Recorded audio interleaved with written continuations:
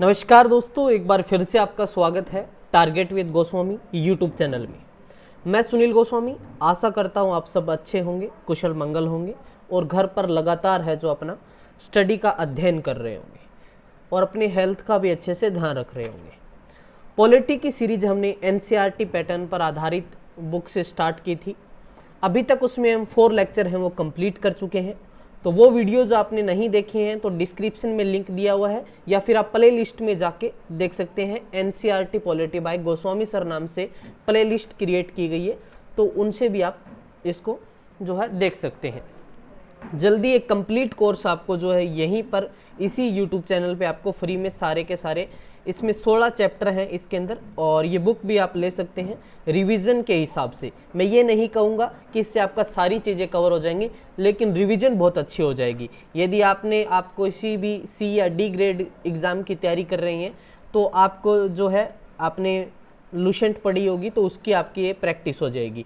यदि मैं बात करूं एचसीएस एग्ज़ाम के लिए या फिर यूपीएससी के लिए या आप किसी भी स्टेट पीसीएस एग्ज़ाम के लिए कर रहे हैं तो आप पॉलिटी के लिए लक्ष्मीकांत बुक है वो पढ़ें, उससे सारा ज़्यादा कवर होगा। लेकिन इससे भी आप प्रैक्टिस ज़रूर कर सकते हैं क्योंकि काफ़ी अच्छे इसमें क्वेश्चन है।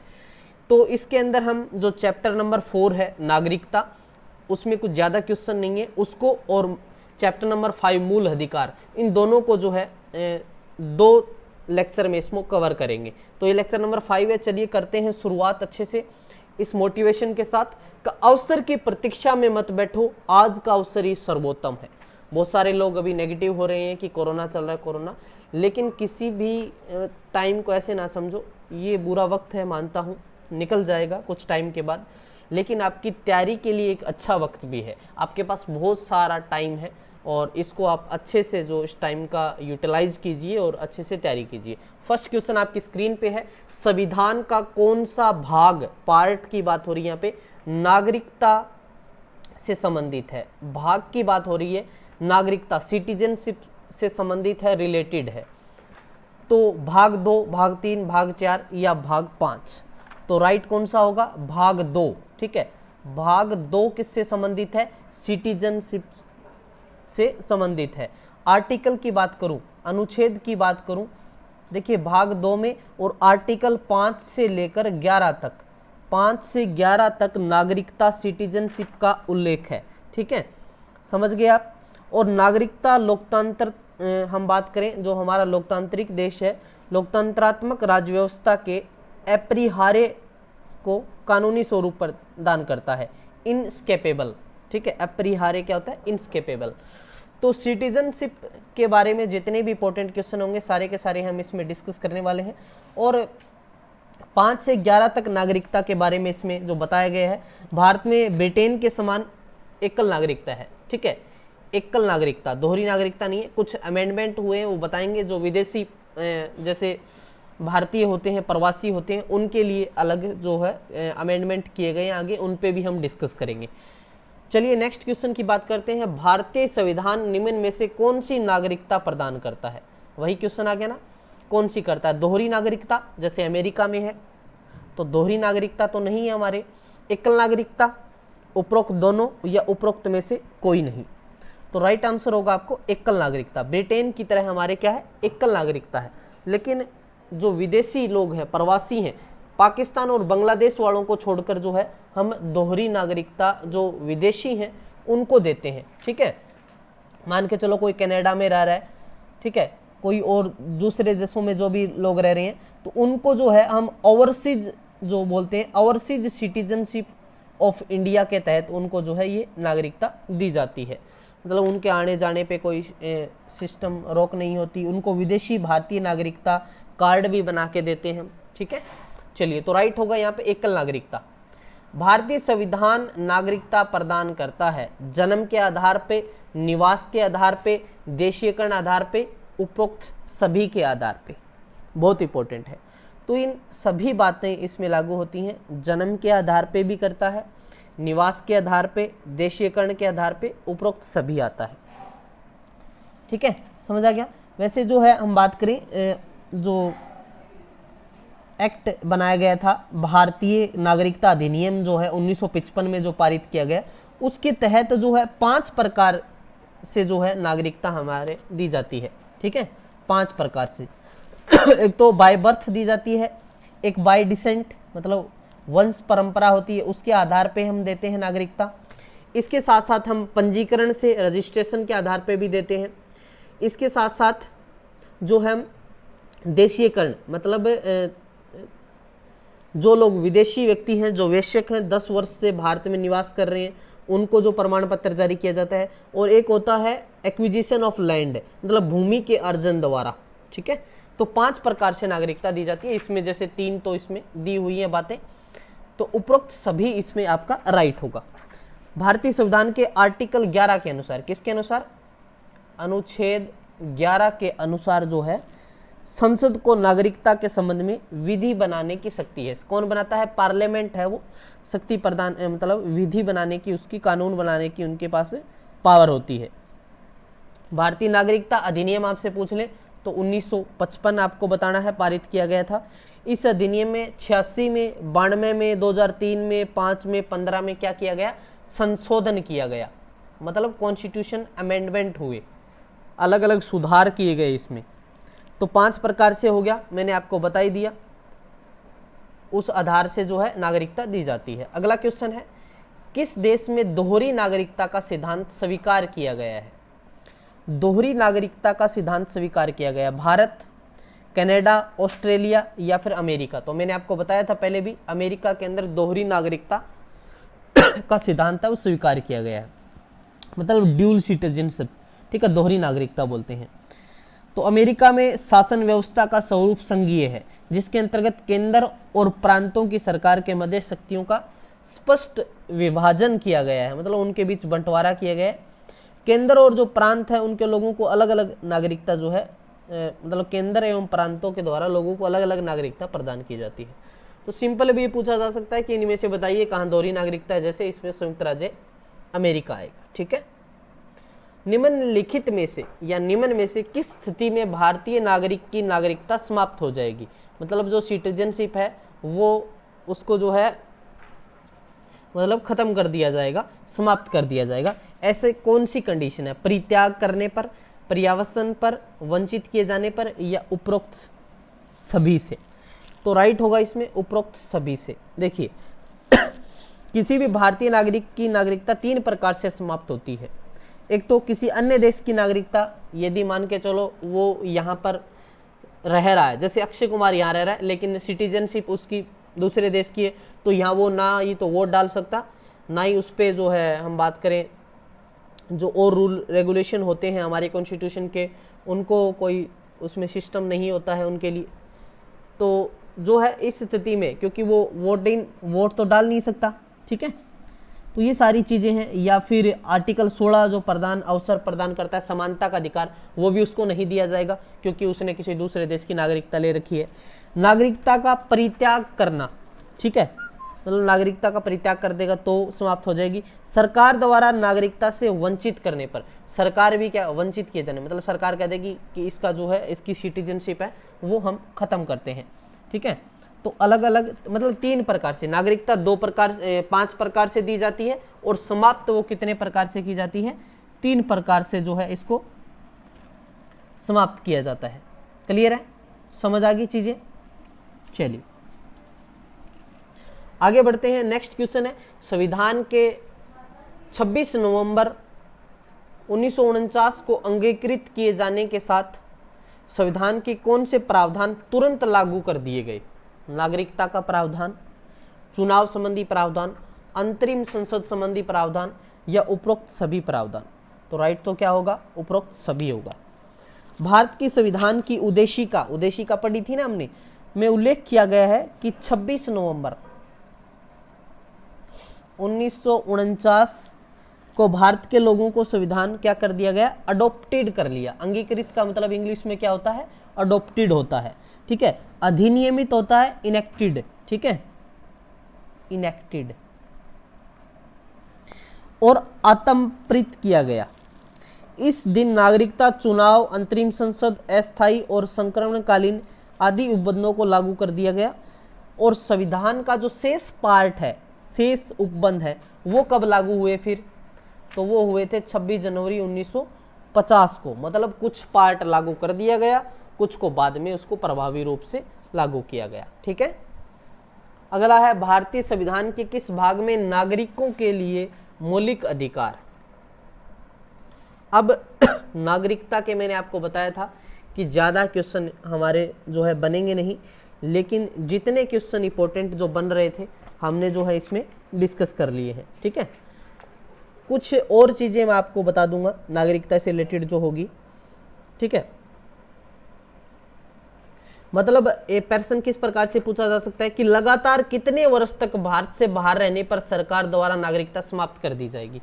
तो बच्चे 7 वर्ष तक, मतलब 7 वर्ष तक जो है वो हमारे देश से बाहर रहने पे क्या है, सिटीजनशिप सरकार है वो खत्म कर देगी।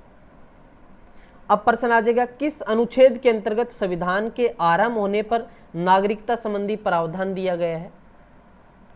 आरंभ होने पर, तो ये आर्टिकल 5 में दिया हुआ है, 5 से 11 बनता है ना ये। ठीक है, और किस अनुच्छेद में प्रावधान दिया गया है कि किसी विदेशी राज्य की नागरिकता स्वेच्छा ग्रहण करने पर भारतीय नागरिकता समाप्त होगी। तो ये आर्टिकल 9 में दिया हुआ है, मतलब दूसरे किसी जो विदेशी, मतलब कनाडा की, ऑस्ट्रेलिया की, अमेरिका की, वो नागरिकता लेगा तो यहाँ वो समाप्त हो जाएगी। ठीक है, किस समिति के सुझाव पर नागरिकता संशोधन विधेयक 2003 संसद द्वारा पारित किया गया। ये भी इंपॉर्टेंट बन जाता है, ये सारी चीजें आप नोट कर लेना।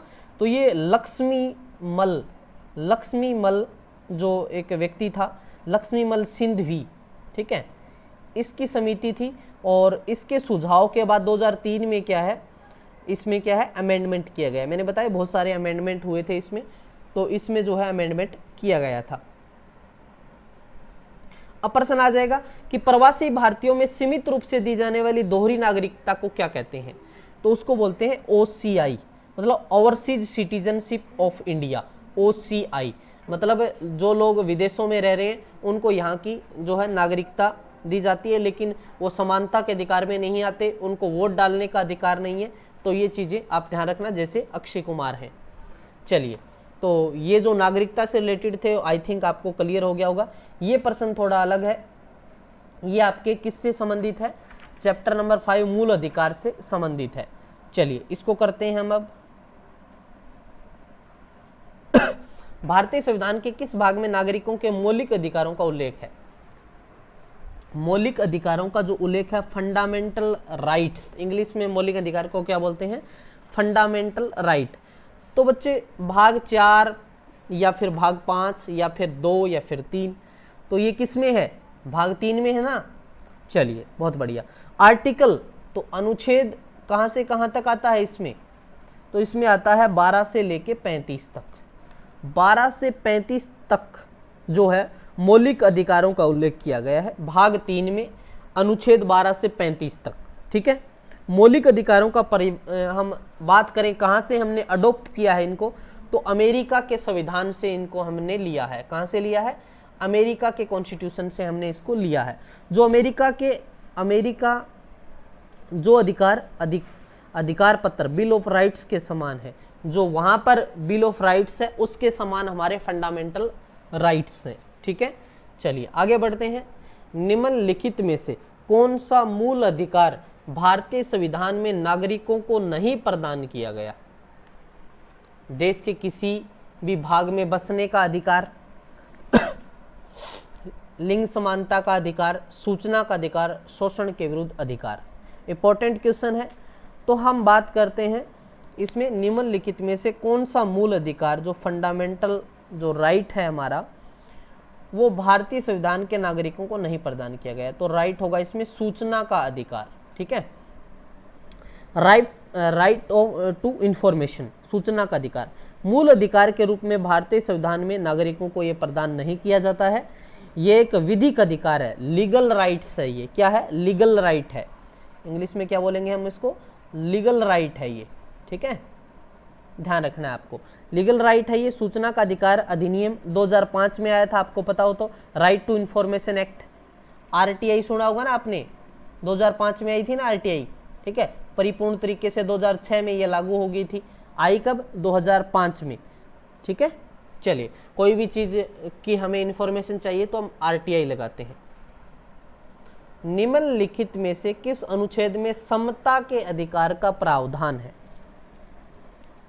समता के अधिकार का समान संरक्षण, इक्वल प्रोटेक्शन बोलते हैं, समता का अधिकार भी समान हर चीज हमें, तो समता का अधिकार का प्रावधान किसमें? आर्टिकल 14 में, 19 में, 20 में या आर्टिकल 21 में, 21 में? किसमें है? तो आर्टिकल 14। ठीक है, देखिए यहाँ कुछ चीजें समझने के लिए हैं, हम बात करें तो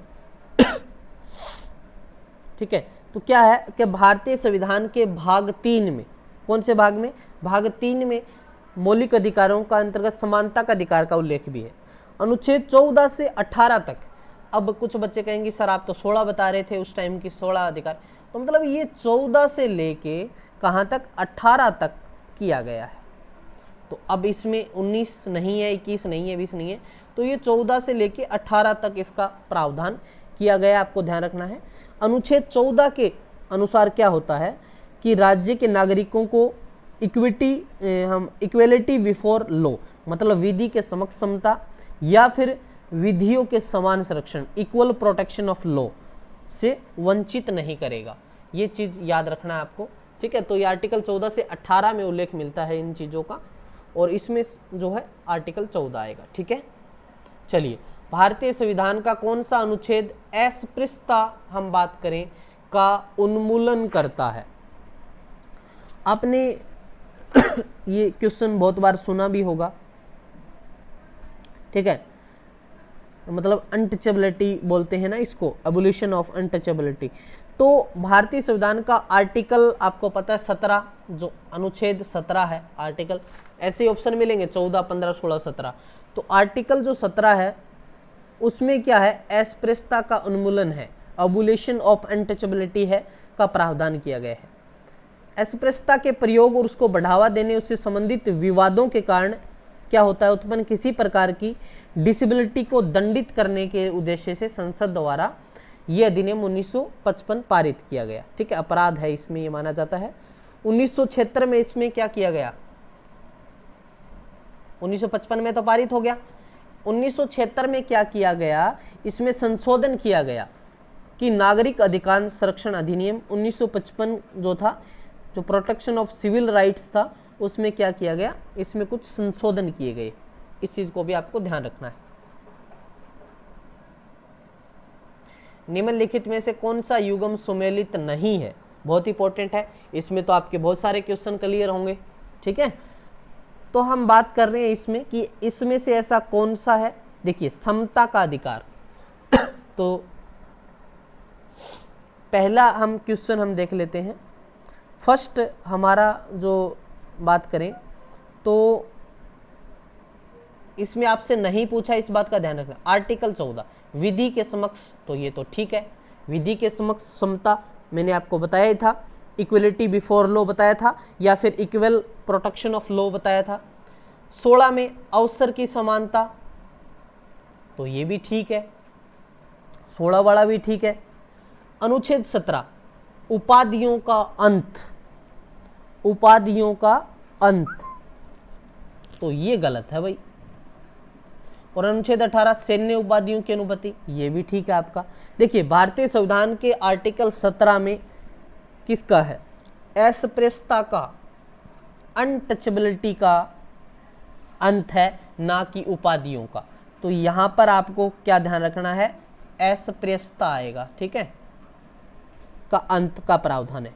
जबकि आर्टिकल 18 में उपाधियों का अंत, एबोलिशन ऑफ टाइटल्स है। ठीक है, यह अनुच्छेद को सैन्य अकादमिक क्षेत्रों को छोड़कर किसी भी अन्य प्रकार की उपाधियों प्रदान किए जाने से प्रतिबंधित करता है। तो समझ आ गया आपको? तो इसमें आपसे पूछा था सुमेलित नहीं, तो उपाधियों का अंत, ये इसमें अस्पृश्यता का अंत आएगा, ना कि उपाधियों का। निम्नलिखित में से कौन सा अधिकार भारतीय संविधान द्वारा प्रदत्त एक मौलिक अधिकार नहीं है, एक फंडामेंटल राइट नहीं है? बताइए कौन सा है इनमें से ऐसा जो फंडामेंटल राइट नहीं है? समता का अधिकार ये तो है, स्वतंत्रता हाँ ये भी है, शोषण के विरुद्ध अधिकार ये भी है, लेकिन संपत्ति का अधिकार नहीं। मतलब राइट तो यही होगा इसका आंसर। तो लेकिन मेरे कहने का मतलब है इसमें नहीं पूछा आपसे। सबसे पहली चीज होती है क्वेश्चन को बड़े ही क्लियर और ध्यान से इसको पढ़ना होता है आपको, ठीक है। तो हम बात करते हैं संपत्ति का अधिकार। देखिए राइट्स ऑफ प्रॉपर्टी की बात करें हम, देखिए 44वां संविधान संशोधन आपको पता हो तो 44वां संविधान संशोधन कब हुआ था? ये 1978 में।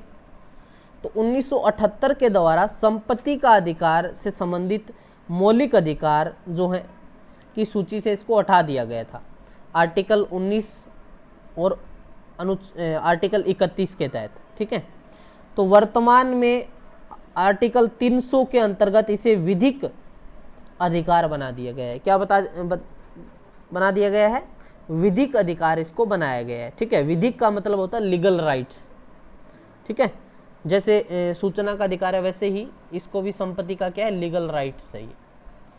याद रह जाएगा 44वां संविधान संशोधन 1978 के तहत इसको संपत्ति के अधिकार को मौलिक अधिकार की सूची से हटाया गया। बहुत इंपॉर्टेंट है। कॉन्स्टिट्यूशन अमेंडमेंट भी पूछा जाएगा, कब हुआ था ये भी पूछा जाएगा, याद रखना इन चीजों को। प्रेस की स्वतंत्रता किस अधिकार से निहित है? प्रेस की स्वतंत्रता की बात हो रही है यहाँ पे, ठीक है। फ्रीडम ऑफ प्रेस इंग्लिश में बोलते हैं, फ्रीडम ऑफ प्रेस। तो विधियों का समान संरक्षण, भाषण की स्वतंत्रता, संघ बनाने की स्वतंत्रता या कार्य और सामग्री की सुरक्षा। तो राइट होगा भाषण की स्वतंत्रता, ठीक है। देखिए भारत का कॉन्स्टिट्यूशन है, संविधान है, उसमें स्पष्ट रूप से फ्रीडम ऑफ प्रेस का उल्लेख नहीं है। लेकिन हम बात करें शाकल पेपर मिल्स बनाम भारत संघ मामला जो आया था सुप्रीम कोर्ट में, उच्चतम न्यायालय में 1961 में आया था ये मामला, ठीक है। Shakala paper mills versus Bharat संघ। तो उच्चतम न्यायालय ने स्पष्ट किया कि आर्टिकल 19 सेक्शन 1A में प्रदत्त वाक और अभिव्यक्ति की स्वतंत्रता में ही प्रेस की स्वतंत्रता निहित है और प्रेस को साधारण नागरिकों से अलग विशिष्ट अधिकार प्राप्त नहीं है। अतः प्रेस की स्वतंत्रता संविधान के आर्टिकल 19 कै के अंतर्गत ही शामिल है। तो भाषण की स्वतंत्रता आएगा इसमें, आपको ध्यान रखना है। भारतीय संविधान आर्टिकल 19 प्रदान क्या करता है? 6 प्रकार की स्वतंत्रता हो, 7 प्रकार की स्वतंत्रता हो, 8 प्रकार की, 9 प्रकार की। आर्टिकल 19 इंपॉर्टेंट क्वेश्चन है। 6 प्रकार की स्वतंत्रता को ये जो है डिनोट मतलब करता है। देखिए भारतीय संविधान का अनुच्छेद 6 प्रकार की स्वतंत्रता प्रदान करता है। कौन सी? अभिव्यक्ति की आज़ादी, जो ये नारे लगाते हैं आपको पता होगा, सम्मेलन करने की, संघ बनाने की, अबाध संचरण की, निवास की, व्यापार की।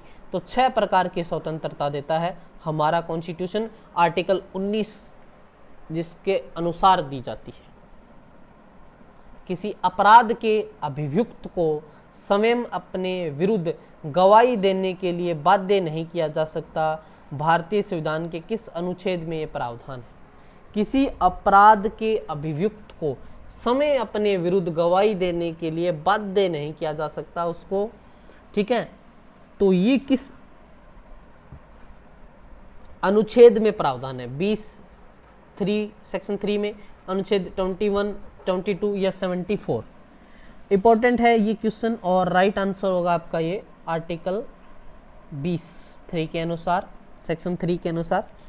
तो भारतीय देखिए संविधान में मौलिक अधिकारों का अंतर्गत आर्टिकल 20 में ये प्रावधान किया गया है। किसी अपराध के लिए अभिव्यक्ति व्यक्ति को समय के विरुद्ध गवाही, मतलब विटनेस होता है, गवाही को इंग्लिश में क्या बोलते हैं? विटनेस बोलते हैं, ठीक है, देने के लिए बाध्य नहीं किया जा सकता उसको।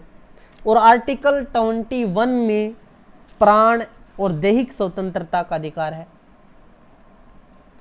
प्राण मतलब अपनी रक्षा करने का, ठीक है, दैहिक स्वतंत्रता का। और आर्टिकल 22 के अंतर्गत कुछ दशाओं में गिरफ्तारी और निरोध से संरक्षण का प्रावधान है, ठीक है। तो इन चीज़ों को आपको ध्यान से पढ़ना होता है। चलिए आगे बढ़ते हैं। हाँ, तो इस लेक्चर में ये आपके 15 क्वेश्चन थे और नेक्स्ट लेक्चर में आपका ये जो मूल अधिकार है, जो आपका ये हम बात करें फंडामेंटल मूल या मौलिक अधिकार की बात करें, फंडामेंटल राइट्स की बात करें, तो ये आपका कंप्लीट हो जाएगा। तो अभी तक आपने टेलीग्राम से नहीं जुड़े हैं तो @GOSWAMI ये आप सर्च करके जुड़ सकते हैं, गोस्वामी सर विदाउट स्पेस, या आप डिस्क्रिप्शन में लिंक दिया हो वहाँ से भी आप टेलीग्राम से जुड़ जाइए, ताकि आपको सारी PDF वहीं मिल जाएंगी। ये 4 चैप्टर अभी तक जो 4 क्लास हुई हैं उनकी PDF मैं आपको प्रोवाइड करवा चुका हूँ। पॉलिटी का स्पेशल जो आप यदि ज्वाइन करना चाहते हैं, जहाँ पर स्पेशल पॉलिटी आपको मिले, तो NCERT, ठीक है, NCERT पॉलिटी, ये विदाउट स्पेस @NCERT पॉलिटी, तो आपको स्पेशल चैनल मिलेगा जिसमें सिर्फ और सिर्फ पॉलिटी के क्विज़ होते हैं, क्विज़ होंगे और वहाँ पर आपको PDFs और वीडियोस मिलेंगे। ठीक है, चलिए, बहुत सारे बच्चे जो हैं वीडियोस ज़रूर देखते हैं लेकिन चैनल को सब्सक्राइब नहीं करते, तो आप सब्सक्राइब कर लिया करो ताकि जो भी वीडियोज़ मैं आपको अपलोड करूँ तो आपको तुरंत मिल जाए। ऐप जिन बच्चों ने अभी तक डाउनलोड नहीं किया तो ऐप प्ले स्टोर पर जाइए और डाउनलोड कीजिए, और रेटिंग करना भी ना भूलें। यहाँ पर आपको डेली स्टैटिक GK की PDF मिलती है बिल्कुल फ्री में। करंट अफेयर, बहुत ही अच्छा करंट अफेयर आपको PDF फ्री में मिलेंगे यहाँ पर सारी चीज़ें, तो इसको आप ज़रूर डाउनलोड करें ऐप को। इंस्टा पे आपने अभी तक मुझे फॉलो नहीं किया तो डिस्क्रिप्शन में लिंक दिया हो इंस्टाग्राम का, वहाँ पे आप मुझे फॉलो कर लें। वहाँ पर मैं अच्छे आपके लिए करंट अफेयर जो है अपलोड करता हूँ, शॉर्ट वीडियोज़ अपलोड करता हूँ। तो आशा करता हूँ आपको ये लेक्चर अच्छे से पसंद आया होगा, तो इसको ज़्यादा से ज़्यादा लाइक, शेयर, कमेंट, आप किसी भी प्रकार की अपनी राय है वो कमेंट करके मुझे बता सकते हैं, और वीडियो को जो है शेयर ज़रूर करें। Thank you.